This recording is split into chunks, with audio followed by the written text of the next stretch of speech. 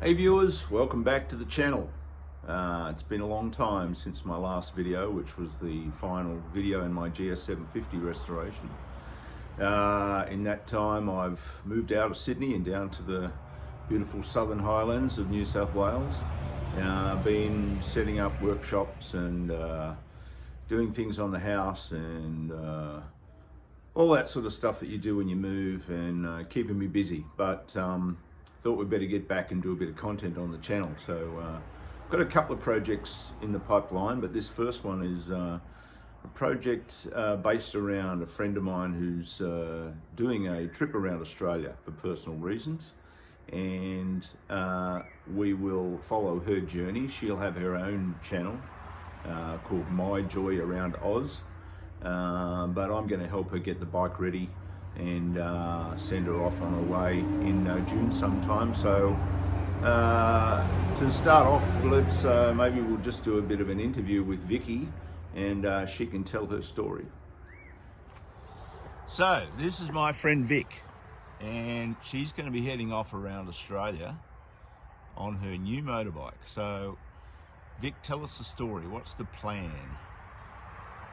To get on my bike, go north around Australia, hopefully not fall off, meet some people on the way, Yep.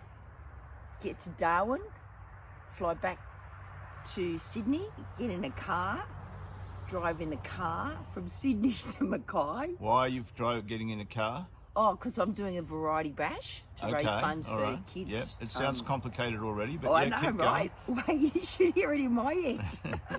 Then I get into Mackay, fly back to Darwin, get it back on the bike, ride around the big fat part of Australia, down the bottom, and it will start getting cooler, then across the bottom, then I meet up with you guys, we collect each other, go down to Tasmania, go around to Tassie, and make it back by Christmas.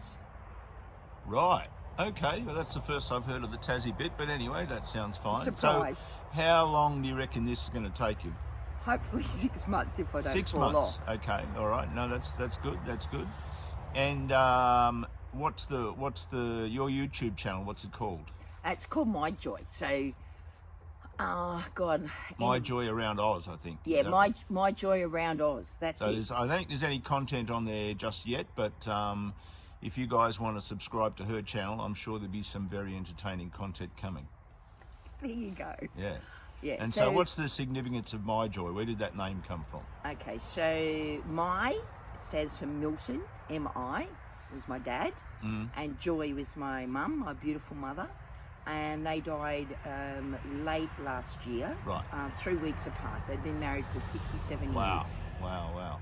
And they did a trip around Australia, and you're trying to recreate that, is that right? Yeah, so after my dad suddenly died, I found my mum's diary, and in that diary it talked about all their trip around Australia, and I read it to mum while she was dying, and it really gave her a huge smile on her face. And so I'm going to put mum and dad's ashes in my panniers. Oh wow, okay. And I'm going to sprinkle, you know, when we get to Foster Tuncurry, they went to the pub and they paid $2.20 for a beer. Probably a bit more now. A little bit more. 25 years later. So when did they left? When? What date? 6th of June 1997. So 25 years ago. And when are you leaving? On the 6th of June 2021. Okay, you know what year it is? That's a good start. 12:05 they left. Wow. So I'm going to take off from home at 12:05 on the 6th of June. So where are you leaving from? Nelson Bay. Nelson Bay, which for those of you international subscribers, that's north of Sydney, a couple of hours north of Sydney? Yeah. So you're going to be going north through New South Wales, up to Queensland. Yep. Across to the Northern Territory. Up to the Cape, up to that pointy bit. Yeah. That pointy bit at the end. That's a long way. I know, right? Hopefully won't fall off. Cool. And then come back down around there and then across to Darwin. Across to Darwin, leave the bike, come back and do the variety bash. Yep. And then back again, and then keep going. So across to Western Australia, down the coast through Broome, Perth. Yep. And then down to Fremantle, I guess. Yep. Across the Nullarbor. Yep. Through Ceduna, South Australia. You through should... Victoria. Wow, okay. That's a long ride. You know where you're going, Phil. You should come with me. I know Australia. Well, I was born here. I'm just going where Mum and Dad went. Yeah, no, that's great. And because they pulled up at a caravan park, they probably spent 5 days there. So what I'm going to do on the bike, I'll pull up on the first night, scatter a bit of Mum and Dad, and then I'll use that as like a base to then have adventures. Just talk to people. Yeah. You're good at talking to people. Yeah. So what's your riding history? So I started riding, I don't know, Phil, with you. You introduced me to riding. No, didn't you? I thought you were riding when you were a teenager. I was. Trail bikes, that's right. Yeah. Out the back of Macquarie Fields on farms with my mates Steve and Shane and my sister Tony at the time when we were talking. No, don't talk now, but that's another story. That's a different story. That's a different story.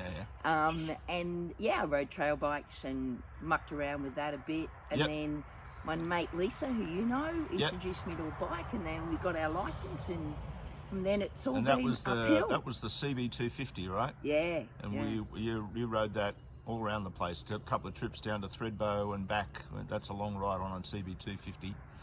Yeah. And then you got rid of that, and then what's your current bike that you've got? Okay, so I've then upgraded to a GS500 Suzuki. Yep.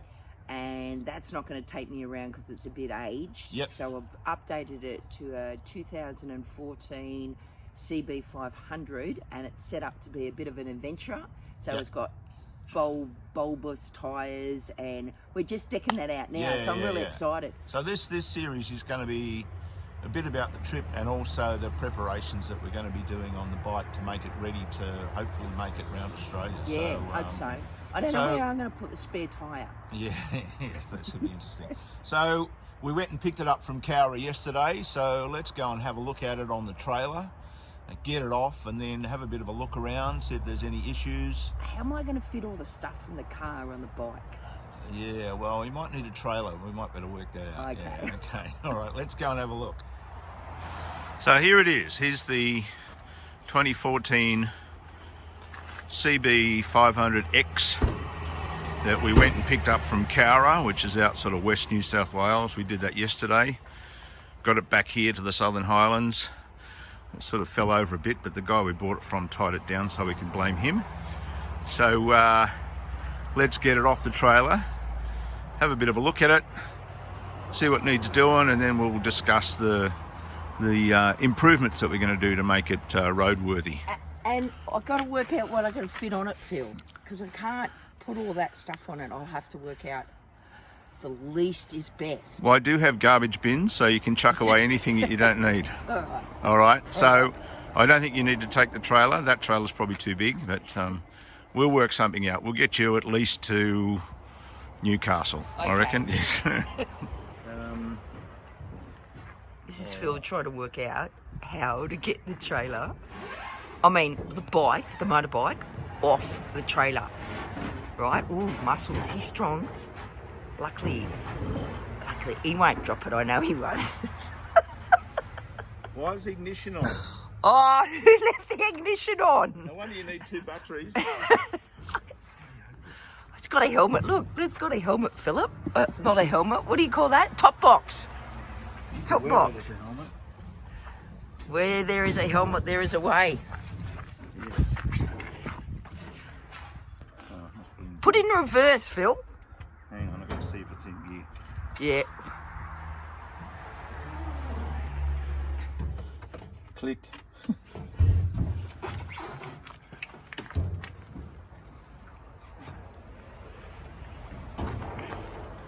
Don't drop it, Phil.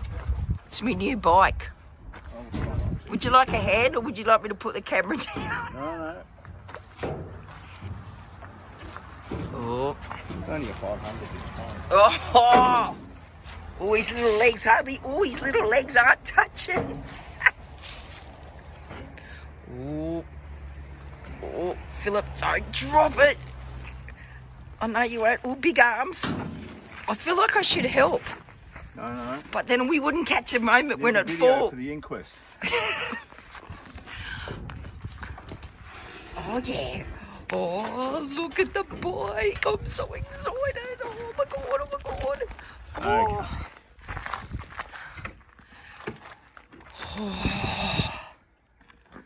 Good job. Easy. So here we have it, the Honda CB500X 2014 model. Looks in reasonable nick. I think it's got about 20,000 kilometres on it, which is pretty good. I've got this top box here. Not a big fan of those because if you put too much stuff in there, you end up with this sort of counterweight that's hanging over the back wheel and up high. So I've told Vic that, you know, you can use it, but don't put anything too heavy in there, like a couple of house bricks or something. So tyres look okay. I've checked the pads on the back and they look in reasonable nick. The front ones I'll have to have another look at with a torch or something. But done some reviews, read some reviews on these things, and it sounds like they're actually quite a good medium-sized adventure bike. So yeah, it looks in pretty good condition. It's got the crash bars on it already, which is good. That helped when it slid over on the trailer yesterday. Front tyres in good nick. So I think it's a good bike to start with, and over the next 6 weeks before Vic leaves, we'll be adding some things to it to make it a bit more user-friendly. So one of the ideas are probably a set of panniers, hard panniers, so that they can be locked up, so it gives you a little bit more security for you know, when you're sitting in a camping ground or something like that. So we're looking at probably going with the Givi E22 mono key panniers, sort of smallish, but you don't want anything too huge on a bike this size. Probably going to put an automatic chain oiler on, just to take away that little bit of maintenance that needs to be done on a regular basis. So as long as you keep the oil up to the container, then it'll automatically oil the chain as you go on. That's a Scott oiler. Some electronic things on there, so USB chargers, some mounts for a phone or two, and possibly an extra battery so that it can be used to run things when she's camping. We'll probably get some foldable levers so that when you inevitably fall over, they can just fold up rather than snap off, and then you're out, could be out in the middle of nowhere with no levers or no brake lever or something, and you're stuck. So we'll probably put these in the panniers as spares and then put some foldable ones on. Might do some bark busters, just to, you know, a bit more protection, but also keeps your hands a bit warmer as you're riding along in winter. So it should be heading off pretty much at the start of winter. So yeah, I know. Could be cold, Vic. Where do I put the spare wheel?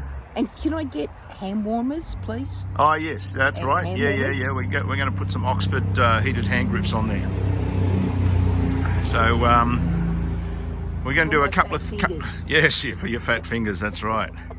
So we're going to do a couple of things today, and then Vic's going to take the bike back to where you're going to. Nelson Bay. Nelson Bay.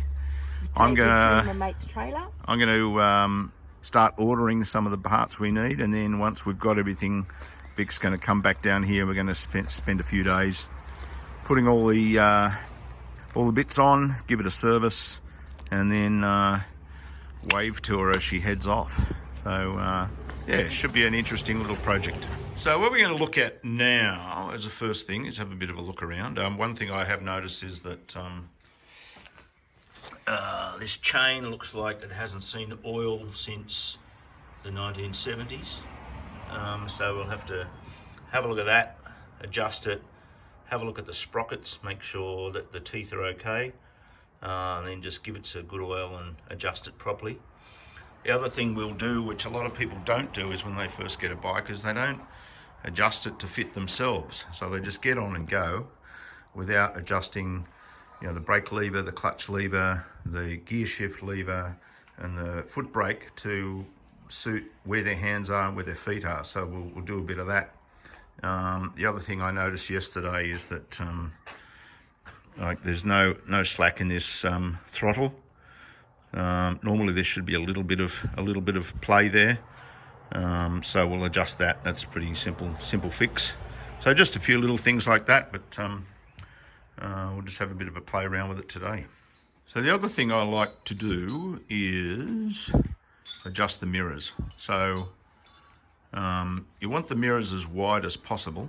I mean, some people do put extensions on them, but that means that then if you're lane splitting, that can get a bit difficult. But to make the mirrors as wide as possible, the stalks here should be lined up straight across, so that brings the mirror out. And it's not going to make a huge difference, but every little bit helps, so you're not staring into your arms, rather than that you're actually staring into you know, what's behind you. And also the other trick is with adjusting the actual mirrors themselves, you should always have the mirrors adjusted so that you don't have to move your head to see what's behind you. So you should be able to glance down at the mirror and see what's beside you and behind you, rather than have to move your head to actually see where you're going. So if you can just look down and look in the mirror without moving your head and see what's behind you, then they're adjusted properly, in my opinion. So we've straightened out the mirrors. Actually that nut here is left-hand thread, so that was a bit of a trick for young players. That was couldn't figure out why I couldn't get that undone, but it's right-hand thread into that fitting there, but then left-hand thread from there to the mirror, so it's a bit tricky. What else we've done? Put some oil on the chain. We've adjusted the chain. It was a little bit tight. Looking at the wear indicator, it looks like it's almost brand new, so that's good. We did a string line of the back wheel just to make sure the back wheel's actually in line with the frame, and that was good. Oiled the chain, adjusted the suspension. There's an adjuster down underneath here. Tried to work out where the default setting is, which is 3 out of the 9. So it goes 1 to 9, and 3 is the default setting, which we thought we'd leave it on there for now. But trying to figure out where the default setting is. There's supposed to be a mark on there, but I couldn't see it, so I just went round up to 9, and then it clicked back down to 1. So I knew where 1 was, and then brought it up to 3, and then drew a little mark on there. So 3 will be fine for now, because Vick's going to ride it just with her on it. Once we get all the gear on it, all the panniers, etc., we might probably bump that up to maybe 5 before she leaves on her big trip. I've checked the brake pads. The back ones look good. Front ones are probably half worn, so we'll probably put some new pads on before she leaves in June. And we mounted the quad lock for her phone. That's about the only place it can go, really. And then we're going to set it up so she can actually charge the phone while she's riding. So she's got a little USB adapter, so we'll install that and run a cable so that the phone can be plugged in. Can also charge some of the battery packs she's got. So yeah, we're making progress. So we've decided that we should actually go for a ride this afternoon. So we're going to do a run down to Jamboree and back up Macquarie Pass. Oh, the other thing we checked was the tyre pressures, and they were very low. I think there was 18 pounds in the front and 22 in the back, which should be on it when the bike's cold. It should be 36 and 42. So pump them up, so that should make a difference in how it feels. So we'll go for a ride and see how it goes. Okay, so my Joy, the Honda, is back on the trailer, ready for its trip back up to Nelson Bay. Yep. We did a few last things, checked the oil levels, that sort of thing, and then we thought, bugger it, why not go for a ride, eh? Exactly. So we went from Moss Vale down through Robertson, Yep. Jamboree Mountain Road, went down to Jamboree Pub, had a beer, and then talked a lot of shit, and then came back through Albion Park and up Macquarie Pass, and then home. Past a fairly bad accident, but we weren't involved, so that's good. So how was your first owner's ride of My Joy the Honda? It was great. It was really, really good. It was so light, and I didn't take it too vicious. I just took it really easy and just trying to learn the bike. So took it easy, followed Phil. Phil took off, obviously, but no, I just took the 45s were nice, but the 25s and the 15s, I just putted around them and took it really easy. Well, it's a great ride. Anyone do it, Macquarie Pass. It's a good little loop, isn't it? Oh, yeah. Fantastic. That was good. Gears were good. We sat on the road. Well, I'm not an expert, so I'm about to find out what it takes to ride around Australia. Yeah. So, you're heading off at what? What time are you leaving tomorrow morning? Tomorrow morning I'll head off at 6. I've got to be back at work at 10 at Nelson Bay. Yep. And then I'll somehow get it off the trailer with a mate or 2 or 3. And then I'll start riding it around Nelson Bay, get a bit more comfortable with it, and look at what I need to take and what I don't need to take. I've got everything back in the car now. So it should be good. Yeah. And then in the meantime, I will start ordering the bits that we discussed that need to go on. Yep. And once they're all in, we'll get you back down and for a couple of days and get it all ready. Yep. Pack it all and see where everything fits, and all the electronics and panniers and heated hand grips and bark busters and all that sort of stuff. So, yeah. Wow. Should be fun. Lot to do. All right. That's it. Thanks, Phil. So that's it for episode 1 of this preparation for Vick's CB500X for her ride around Australia. Thanks for watching. Subscribe if you're interested in seeing the rest of the series. This should probably only be maybe 3 episodes. So I'll order all the parts we talked about to upgrade the bike, and then get Vick back down here, and we'll spend a couple of days getting it all ready and maybe do some ride footage, etc. So again, thanks for watching, and see you in episode 2.